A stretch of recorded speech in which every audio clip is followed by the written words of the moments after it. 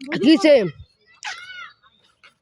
কিসে এই ছেলেটা আমার এই দেখেন চোখে কি করছে দেই তো চোখে কিসে এই যে বন্ধ কর ভালো করে এই যে চোখটা চোখের মধ্যে ব্যথা হয়েছে আর এই দোষী আজকে ভাই যাইছে দিম আয় হে দর ভালো করে ধরিস না যাইব গা এই দেখ কাছের লাগে বেশ খাইছে পিড়ে কেন আমি ভিডিও আয় তো সত্যি সত্যি মা আয় আয় আজকে তোর লয়ে যাম আরে আয় তুই আয় এই আপনার গোবরের মধ্যে বসিস কে নাম নিছি আয় আমার লগে আজকে তোর ভাই যাবি দিম ধরে রাখিস কিন্তু খারো তো গাইস দেখুন এই ছেলেটি আমার 22টা চোয়ের মধ্যে একদম গাতা করে দিছে এই ছেলে বাড়ি গিয়ে বিষয় দিন লাগবো গাইস ওকে আমি কিছুই বলি নাই ওকে আমি কিছু বলি নাই এই জন্য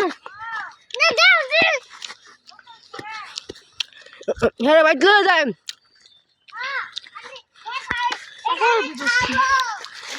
ধরে কিন্তু দেখুন ওকে নিয়ে নিই তারপর আবার ভিডিও চালু করছি দেখুন আমরা তাদের বাড়িতে এসে পড়েছি তার মা ওই সামনে কাজ করছে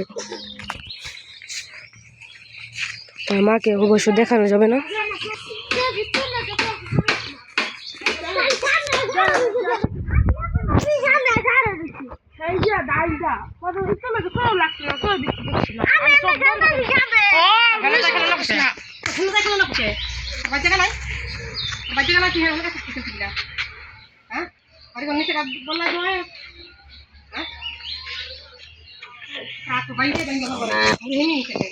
ভাগ্য বলে কথা তুমি লেগে যাচ্ছে না ও আর সব গেছে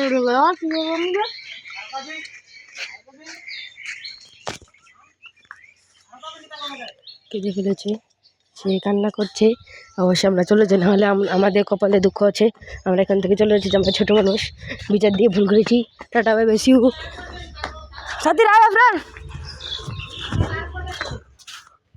তো জায়গা নাইলে রাঙ্গা কপালে শুনে আসে আজকে যদি না খেলে অঙ্গলকে তো বিকেলবেলা খেলবো যদি না খেলে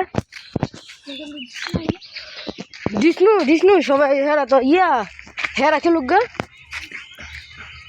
হ্যাঁ আমরা সবাই মিলে আমরা সবার মধ্যে জিষ্ণু রায়হান আফরান পরে তুই আঙ্গর মধ্যে আমরা 3 জন বালা আমি তুই আর রাজে এই 3 জনের মধ্যে আমরা তো যাই বই গাছ বিকেলে নাকি কোন জায়গা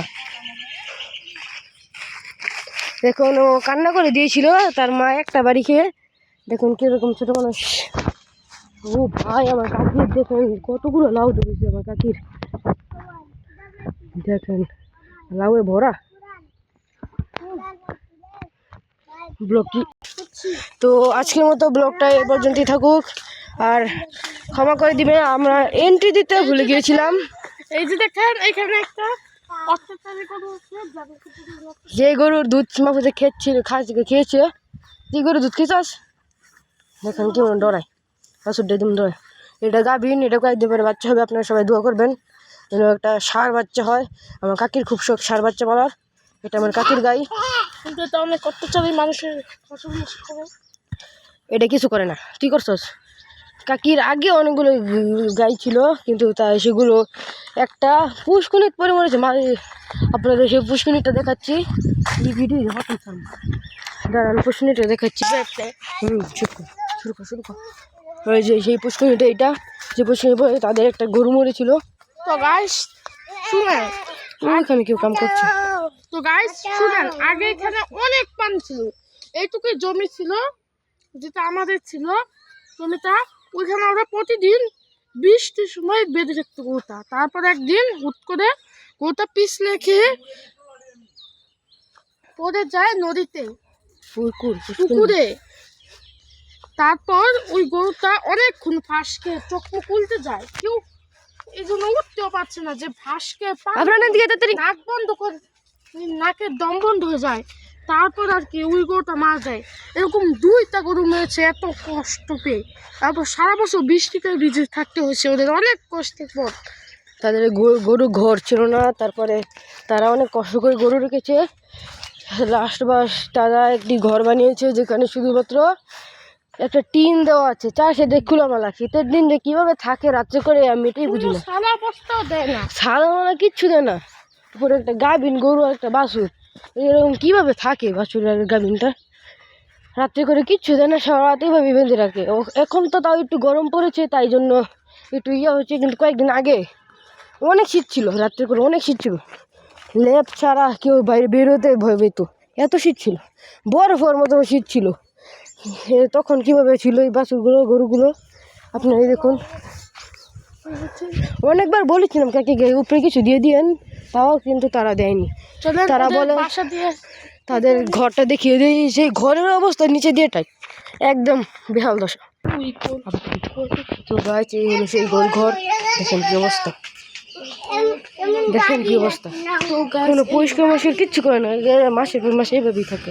চারি আছে, কোনো রকম একটা চারি বানিয়েছিল, ওখানে পানি দেয়, উপর দিয়ে থাকে টিন দেওয়া শুধুমাত্র, আর কিচ্ছু দেওয়া নেই। চার সাথে খোলামেলা একদম ভিজা যাবে।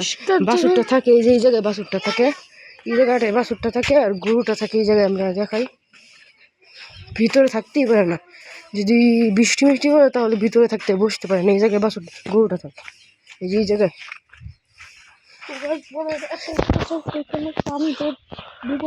নিরীহ প্রাণী জোরতে কো, জোরতে কো। এত অত্যাচার করে বড় করে, তবে আপনারাই বলেন কি করবি। এটা একটা সলিউশন দিয়ে দিয়েন। তো গাইস ভিডিও শেষ, আজকের মতো এখানেই থাকুক, দেখা হবে পরবর্তী নেক্সট ভিডিওতে। আল্লাহ হাফেজ। আল্লাহ হাফেজ, গুড বাই।